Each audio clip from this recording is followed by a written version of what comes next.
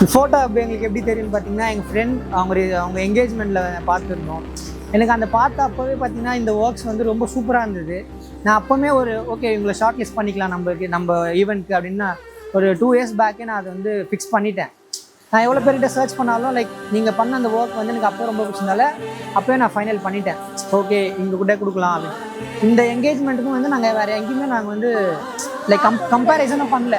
வேறு எந்த ஃபோட்டோகிராஃபர் எந்த பேக்கேஜ் எதுவுமே ஃபோட்டோ அவங்ககிட்ட கொடுப்போம், அவங்க நல்லா பண்ணி கொடுப்பாங்கன்ற ஒரு கான்ஃபிடென்ட் எனக்கு அப்போவே இருந்தது. ஆல் யங் டீம் என் ஏஜில் ரொம்ப சூப்பராக பண்ணிங்க எங்கள் ஈவெண்ட்டு. நல்லா இருந்துச்சு. ஸோ அது எனக்கு ரொம்ப பிடிச்சிருந்ததால நாங்கள் லைவாக என்னோட ஃப்ரெண்டோட ஆல்பம் வந்து நான் பார்த்தேன், ரொம்ப நல்லா இருந்துச்சு. ஸோ வேறு சாய்ஸே இல்லை, நான் டேரெக்டாக நோ ஆப்ஷன், எங்களுக்கு ஆப்ஷனே கிடையாது. Only photo.